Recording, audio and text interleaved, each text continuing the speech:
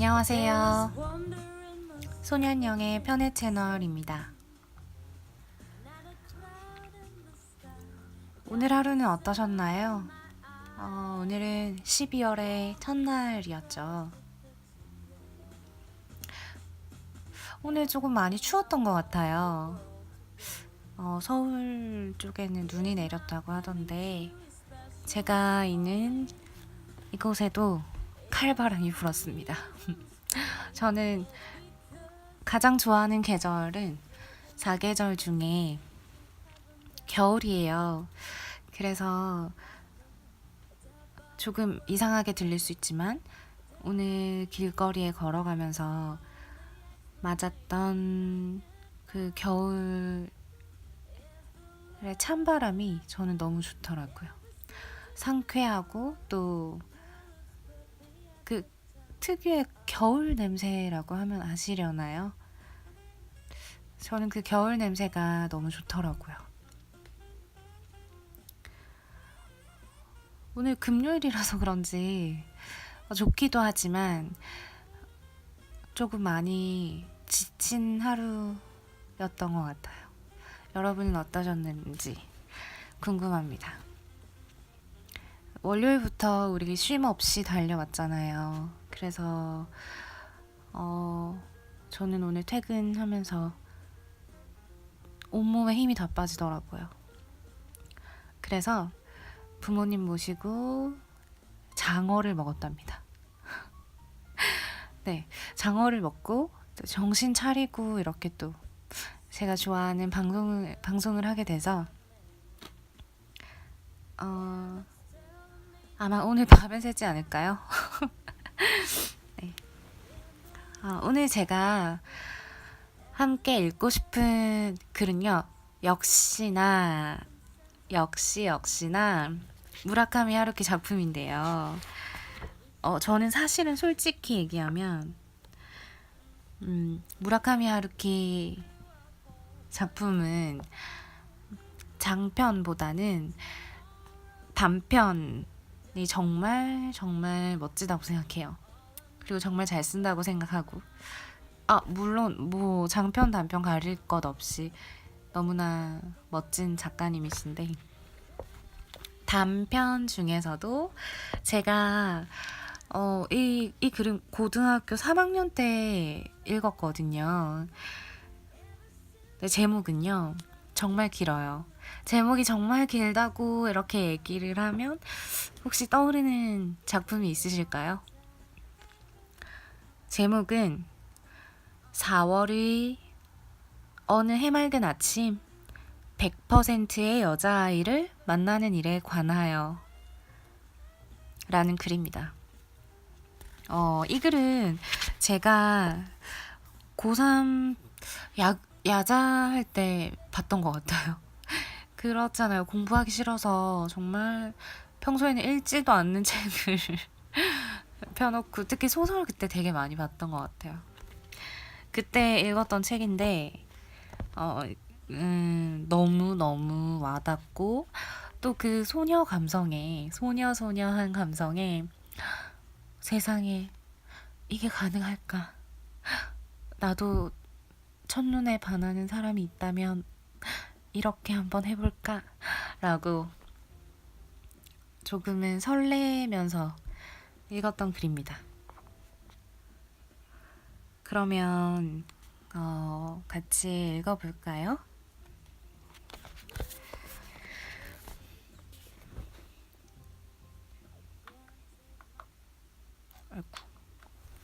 네, 읽어보도록 하겠습니다. 4월의 어느 해맑은 아침 100%의 여자아이를 만나는 일에 관하여 4월의 어느 해맑은 아침 하라주쿠의 뒤안길에서 나는 100%의 여자아이와 엇갈린다. 솔직히 말해 그다지 예쁜 여자아이는 아니다. 눈에 띄는 데가 있는 것도 아니다. 멋진 옷을 입고 있는 것도 아니다. 머리카락 뒤쪽에는 나쁜 잠버릇이 끈질기게 달라붙어 있고 나이도 적지 않다. 벌써 30살에 가까울 테니까 엄밀히 말하면 여자아이라고 할 수도 없으리라. 그럼에도 불구하고 나는 50m 떨어진 곳에서부터 그녀를 알아볼 정도다. 그녀는 내게 있어서 100%의 여자이기 때문이다. 그녀의 모습을 목격하는 순간부터 내 가슴은 땅울림처럼 떨리고 입안은 사막처럼 바싹 말라버린다. 어쩌면 당신에게도 좋아하는 여자아이 타입이라는 것이 있을지도 모르겠다. 가령 발목이 가느다란 여자아이가 좋다든지, 역시 눈이 큰 여자라든지, 손가락이 절대적으로 예쁜 여자아이라든지, 잘은 모르겠지만 천천히 식사하는 여자아이에게 끌린다든지와 같은 식의. 나에게도 물론 그런 기호는 있다. 레스토랑에서 식사를 하다가 옆 테이블에 앉은 여자아이의 코 모양에 반해 넋을 잃기도 한다. 그러나 100%의 여자아이를 유형화하는 일은 아무도 할 수가 없다. 그녀의 코가 어떻게 생겼었나 하는 따위는 전혀 떠올릴 수가 없다. 아니, 코가 있었는지 어땠는지조차 제대로 기억할 수 없다.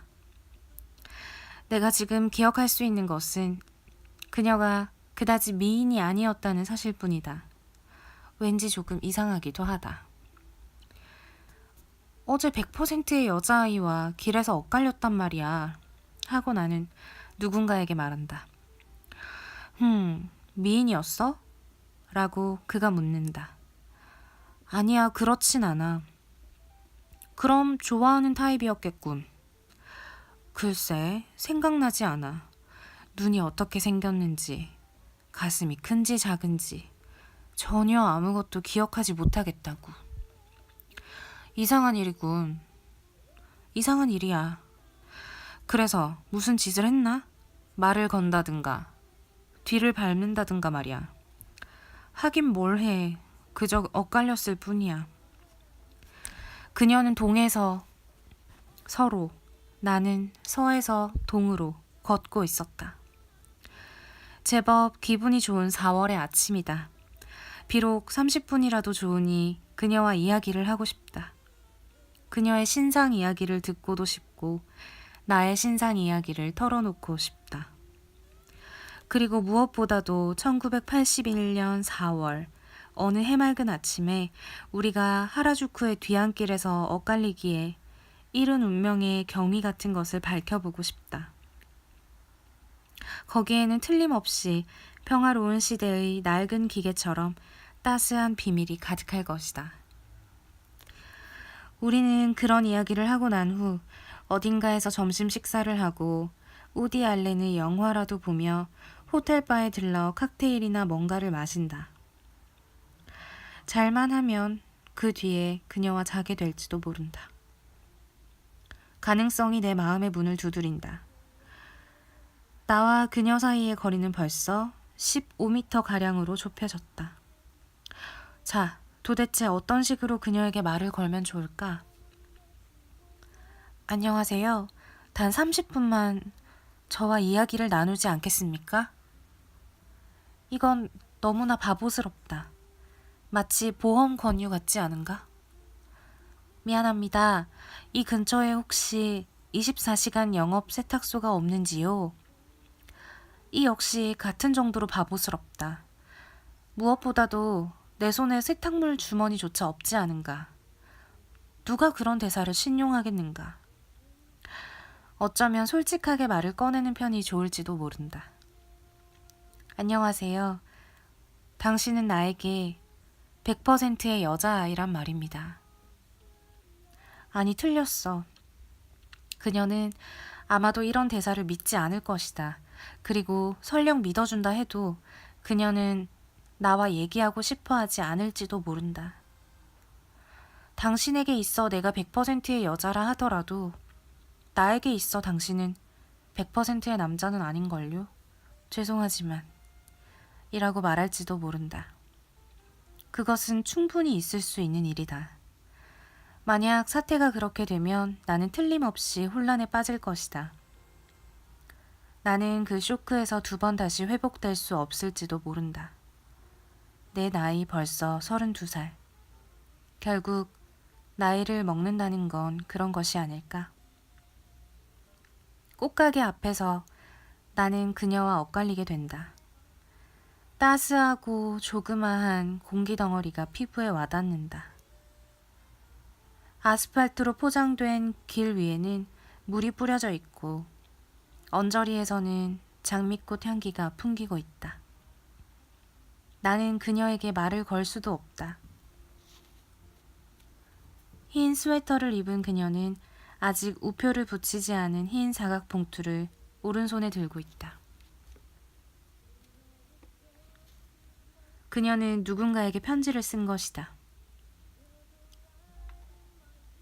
그녀의 눈이 졸린 듯한 것으로 봐서 어쩌면 하룻밤 동안 그것을 썼는지도 모른다.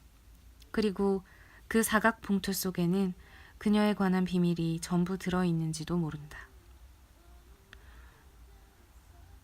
몇 걸음인가 걷고 나서 뒤돌아보았을 때 그녀의 모습은 이미 혼잡한 사람들 사이로 사라지고 없었다.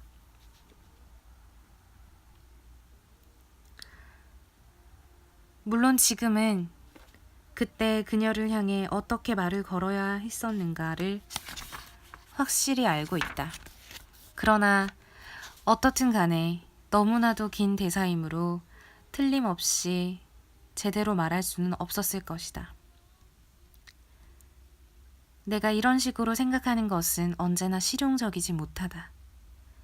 아무튼 그 대사는 옛날 옛적에로 시작되어 슬픈 이야기라고 생각하지 않습니까? 로 끝난다. 옛날 옛적에 어느 곳에 소년과 소녀가 있었다.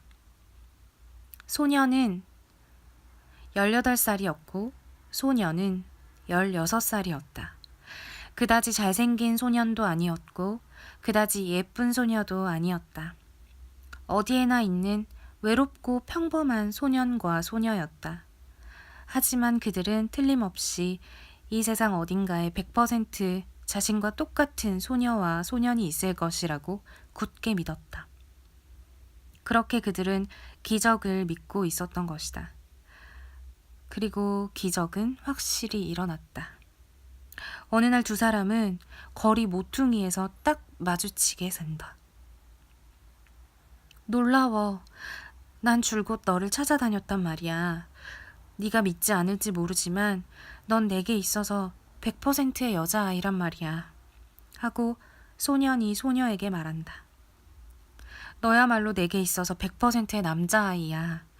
모든 것이 모두 내가 상상했던 그대로야. 꼭 꿈만 같아. 2사람은 공원 벤치에 앉아서 서로의 손을 잡고 언제까지나 실컷 얘기를 나눈다. 2사람은 이미 고독하지 않다. 그들은 각기 100%의 상대자를 원하며 자신은 그 상대자의 100%가 되고 있다. 100%의 상대자를 원하며 상대자의 100%가 된다는 것은 그 얼마나 멋진 일인가. 그것은 이미 우주적인 기적인 것이다. 그러나 2사람의 마음속을 얼마 안 되는, 극히 얼마 안 되는 의구심이 파고든다.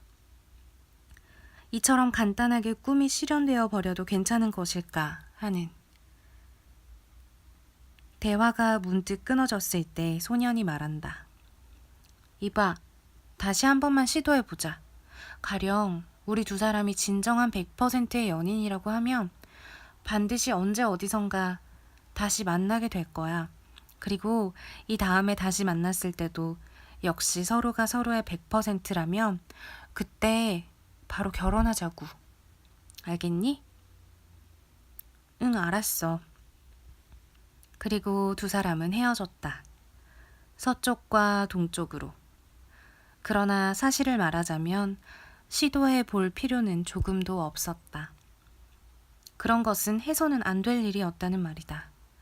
왜냐하면 그들은 진정 100% 완벽한 연인이었으니까. 그것은 기적적인 사건이었으니까. 하지만 두 사람은 너무 어려서 그런 것은 이해할 수조차 없었다. 그리고 정석처럼 비정한 운명의 파도가 두 사람을 마구 농락하기에 이른다. 어느 해 겨울 두 사람은 그 해에 유행한 악성 인플루엔자에 걸려 몇 주일간이나 사경을 헤맨 끝에 옛날 기억들을 몽땅 잃고 말았던 것이다. 어찌된 일일까?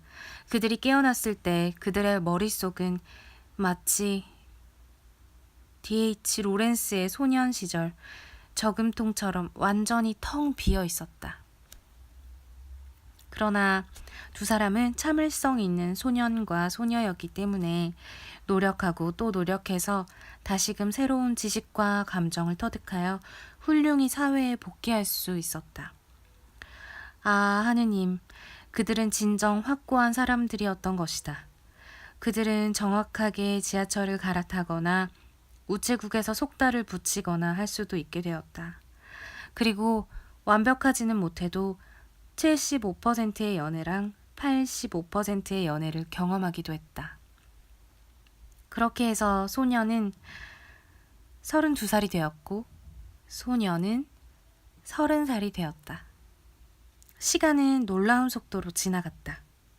그리고 4월의 어느 해맑은 아침, 소녀는 모닝커피를 마시기 위해 하라주쿠의 뒤안길을 서쪽에서 동쪽으로 향하고 소녀는 속달용 우표를 사기 위해 똑같은 길을 동쪽에서 서쪽으로 향한다.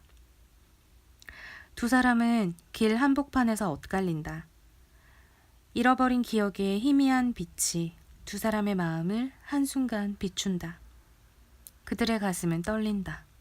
그리고 그들은 안다. 그녀는 내게 있어서 100%의 여자아이란 말이야. 그는 내게 있어서 100%의 남자아이야. 그러나 그들이 간직하고 있는 기억의 빛은 너무도 연약하고 그들의 언어는 이제 14년 전만큼 맑지 않다. 두 사람은 그냥 말없이 엇갈려 혼잡한 사람들 사이로 사라지고 만다. 영원히. 슬픈 이야기라고 생각하지 않습니까? 그렇다. 나는 그녀에게 그런 식으로 말을 꺼내보았어야 했던 것이다.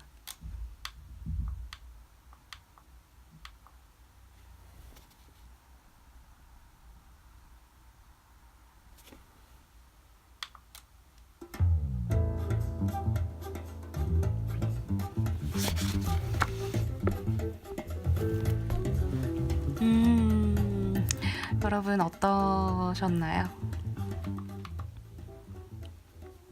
저는 우선 내용도 내용이고 어떤 상대를 100%라고 그걸 정해놓은 것도 저는 굉장히 신선했고요. 또 중간에 읽다 보면 그런 거 있었잖아요. 두 소년과 소녀가 모든 기억을 잃고 100%까지는 아니지만 75%의 연애와 85%의 연애를 했다는 그 부분. 네, 그 부분도 저는 좋았습니다. 그리고 이렇게 구성을 짠 것도 되게 하루키스럽다라는 생각도 들었고요. 실제로 상상도 많이 해봤어요. 제가 누가 마음에 들면 이런 얘기를 하면 어떨까? 정말 이상한 사람으로 보겠죠? 아니면 그 무라카미 하루키의 이 소설을 아는 사람이라면 조금 이해를 할 수는 있겠지만 네. 저는 이 소설을 간간히 읽거든요. 이렇게 짧잖아요, 사실. 이게 책장에 2장 반 정도 되는 분량인데 읽을 때마다 새롭고 또 읽을 때마다 제 여고 시절이 생각나고요. 여고 시절이라고 하니까 되게 할머니 같네요. 네, 그렇습니다. 오늘은 조금 업로드가 늦었는데요. 그럼에도 뭔가 한 구절 한 작품을 읽고 같이 나눌 수 있는 것이 또 얼마나 큰 행복인가 하는 것들 다시 한번 마음에 새깁니다. 여러분 감기 조심하시고요. 따뜻하게 입고 다니시고요. 이제 마지막 인사를 해야 될 것 같습니다. 저는 오늘 쓴 일기 가지고 오늘 일기 다시 한번 함께 읽어보도록 하겠습니다. 그러면 여러분 편애합니다. 그리고 사랑합니다. 사랑합시다.